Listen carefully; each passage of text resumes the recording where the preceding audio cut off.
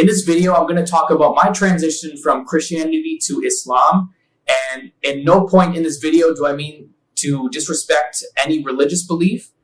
And I love my family, and I have no intention here to disrespect them as well. I'm just going to tell you guys my story and how I came to Islam. My process of coming to Islam was very gradual, and I'm going to take you guys through the different stages of my life because that's going to give you the full picture of how I came to Islam. So growing up, I came from a town outside of Toronto, Canada. It's a small town. Although there was like some level of multiculturalism, most people were Christian and white. And so my family was Christian. My mother's Catholic and my father just identifies as Christian. I went to Catholic elementary school, Catholic high school, and Catholic church as well. And I always had like a firm belief that God existed throughout my life. The thing is, like, when I didn't feel that strong connection when I went to church. So I would sometimes go to church, like especially on like Easter and Christmas time, but I wasn't someone who went to church like every single Sunday. And I didn't feel like that strong of a connection with God, and I didn't really understand a lot when I went to church. The same thing, even though I went to a Catholic elementary and high school, I didn't feel like I really learned a whole lot about Christianity, even things like learning how to understand the Bible, for example. I didn't really feel like I learned very much. However, I still always maintain that strong faith in God. In terms of Islam, I didn't really actually have a whole lot of exposure to it growing up. The only things I was really told about Islam were ideas from my parents and from the media. And they're basically like, Muslims are terrorists. They're there to cause harm. You shouldn't associate with these kind of people. And so I didn't really pay too much mind to it at first because I wasn't really around Muslims. However, when I graduated from high school, things changed quite a bit. So I went to a university that was only like 10 minutes away from my small town. And I noticed there were like quite a few Muslims. And my family always like cautioned me, don't get too close to these people. If you want to work together with them, that's fine. But don't get too close. And so that first year of university, I'd say, is like the first time I started questioning my faith a bit as a Christian. And there was a period where I actually came across someone who was Christian online. And this was completely unintentional and completely random. And over time, I started chatting with them a little bit. And then they started telling me a little bit about their beliefs.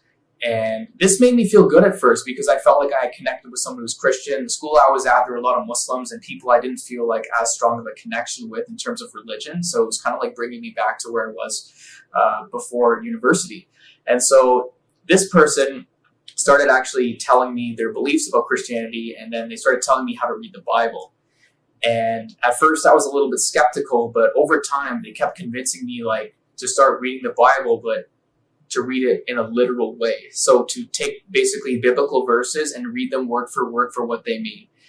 And at that point I started getting more and more immersed into it and what they were telling me. And that's when things got a little bit weird. So I started like reading literal Bible verses, and there'd be verses saying like, the family will separate, the moon is going to turn blood red when the day of judgment comes. And I know it sounds crazy to hear that, but like this person, I feel like they actually use like legitimate brainwashing techniques. And so I got a little bit off path for a bit. My family and friends were concerned about that. So my family actually contacted the chaplain from my high school, and chaplains basically are there to try to get people who are in spiritual crisis back on track. So he ended up chatting with me, and he basically taught me the importance of reading the Bible, not literally, but taking into account the historical context of what the verses mean. And from chatting with him, he pretty much got me back on track, realizing how extreme I was acting. And so that brought me back to just being regular and Christian again. So a few years went by and everything was going well. And then I ended up meeting with Mubina. And we actually have a story about how we met, but I'm just going to summarize the parts that are relevant to my story as through my conversion to Islam. So we met through an online group. And, at first I was like, okay, let's work together. And so we ended up taking a lot of courses together. And over time, we started developing some level of a bond. And my family kind of took note that we were working together for quite a bit.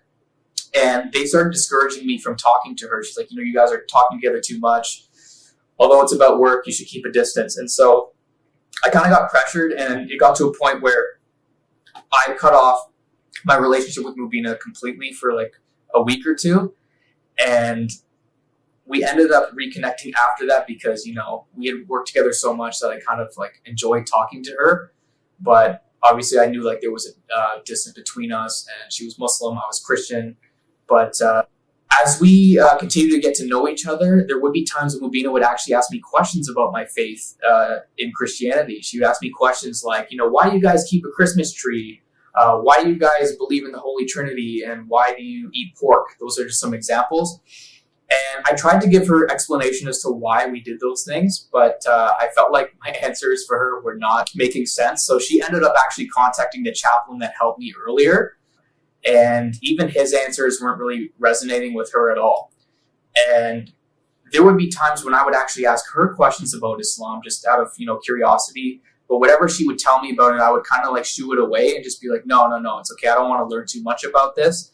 Because I knew that if I actually started liking anything about Islam, that my family would have a conflict with me. So I had to kind of like pretend, like just not take any interest in it.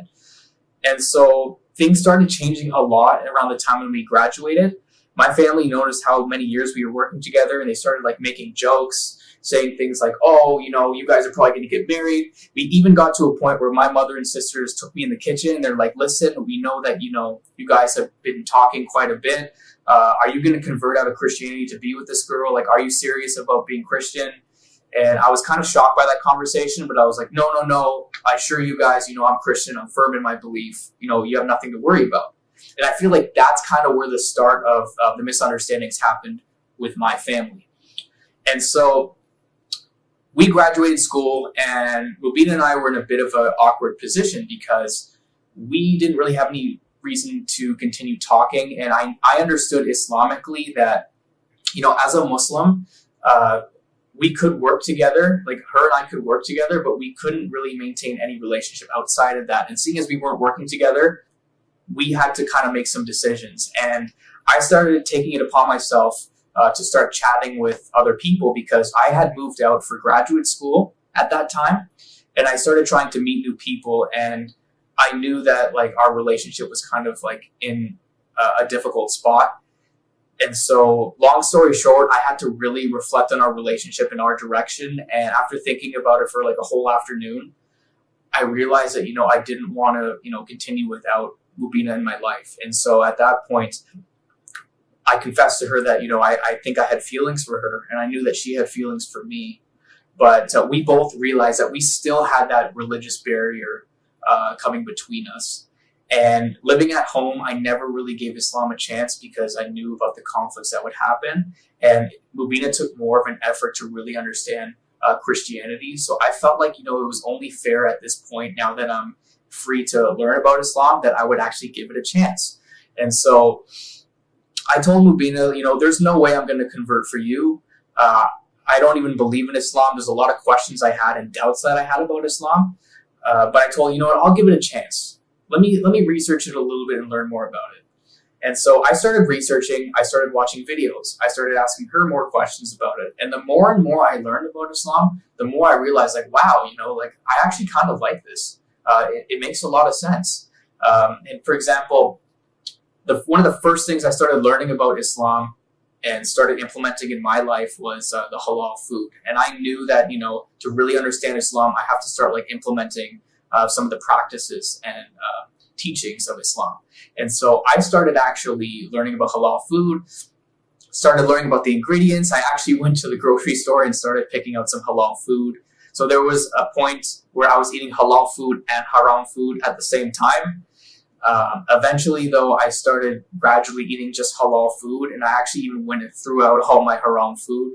I started learning about the prayers, and what I really, really liked about the prayers is that like it had a structure. So I started learning the movements of the prayers. I started praying at certain times, even at Fajr in the morning, and I was like, wow, this really must keep you guys on track, because I felt one struggle as a Christian was there was no structure with the way I pray, with the way I give charity. Like, I felt like I wasn't really having as strong of a connection with God because I wasn't able to. Like, I didn't really have any structure and ability to, keep that strong relationship with God. And I felt like Islam was bringing me to that. And I just felt like amazed and kind of embarrassed because I was there giving Rubina such a hard time and bashing her for like her beliefs in Islam for like 4 years. And then I finally realized, oh, wow. Like, I was like, oh, like I was completely wrong about this the entire time. So I told her, I'm not ready to like convert or anything, but I want to continue learning about Islam. However, things kind of happened very, very quickly this one day. So it was Father's Day in like 2018, and I ended up going home to visit my family.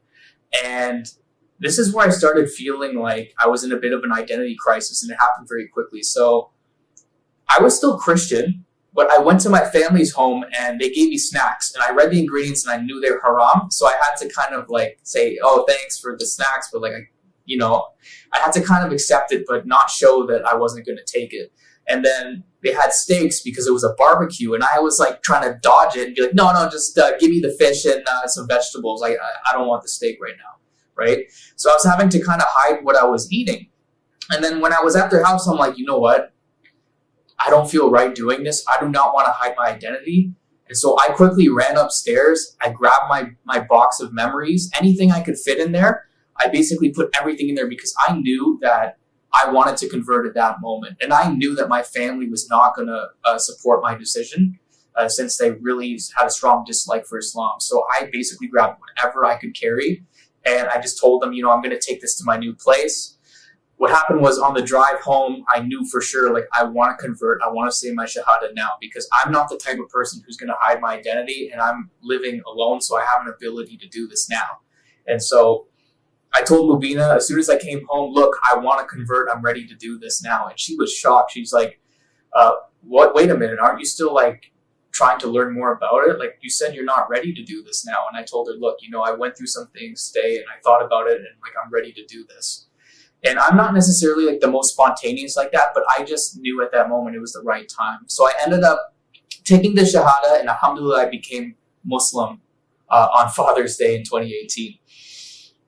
So after converting, I felt like such a relief. I know like some converts, they get very, very emotional. And I did feel very emotional in ways, especially like when I was saying the Shahada and everything.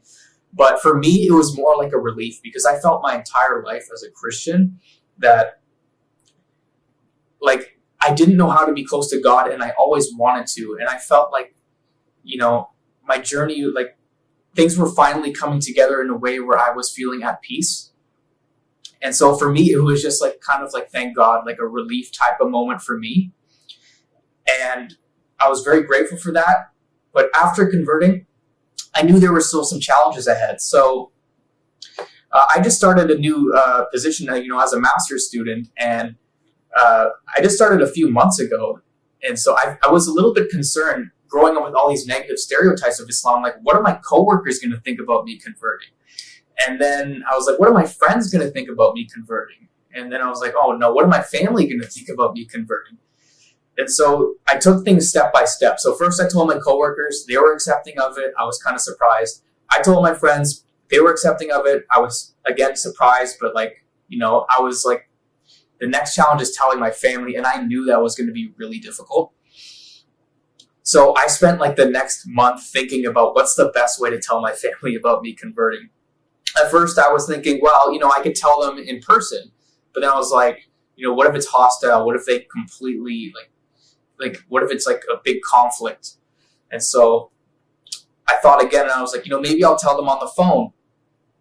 But then I was concerned that I wouldn't get my message across and I'd be very emotional about it. So I'm like, maybe the best step would be to message them first about this, and then maybe we can transition to a phone call.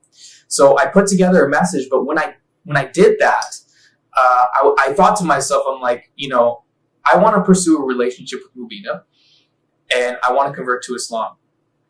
I don't want to keep shocking my family, so why not put everything in one message and just get the big shock over with, and then we can hopefully move on.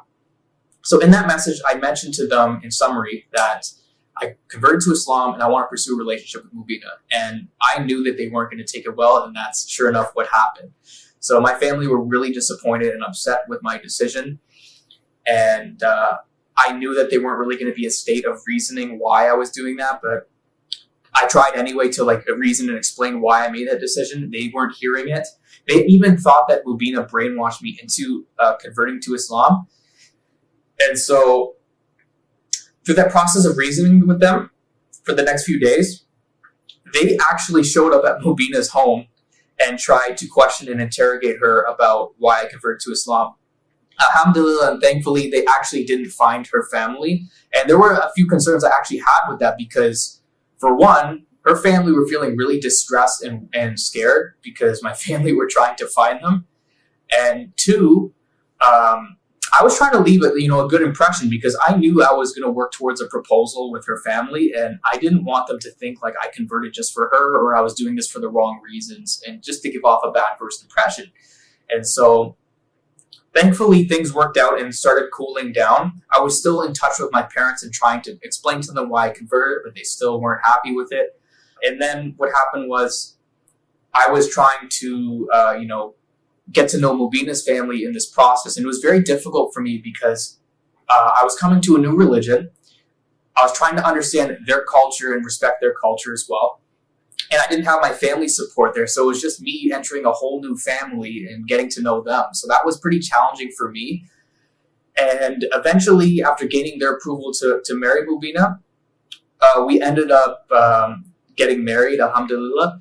The marriage for me was bittersweet because, the night before getting married, I even received some kind of disturbing and hateful messages from my family about, my decision to get married and to be with Mubina. And so that was on my mind a lot during the day we got married. Also, I didn't have anyone on my side attend our wedding because, it was just a lot to go through, and I just wanted to be married, and I didn't want the stress of like managing so much all at once. It was already very overwhelming. So long story short, Mubina and I got married, and ever since then, I'm still trying to repair my relationship with my family, and it's been pretty difficult because 2 years later, where we are now, they're still under the impression that, Mubina brainwashed me into this and that, I didn't have genuine intentions with converting to Islam.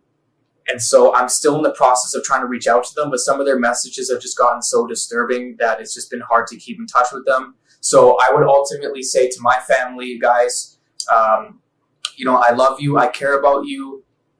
I'll be honest with you. I never researched Islam before coming and living where I am now. It's something that happened after I moved out and something that happened very naturally. I did all the research myself for Islam. I only asked Mubina questions about it.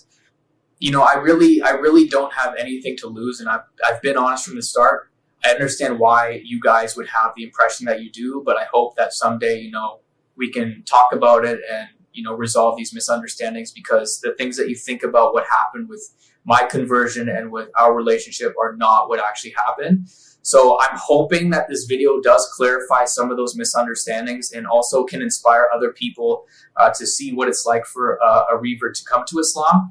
I really greatly appreciate you guys hearing out my story. If you guys like this video, please click the subscribe button, comment your thoughts, let me know what you think of this story. And yeah, so take care and look forward to chatting with you guys again soon. Assalamu alaikum.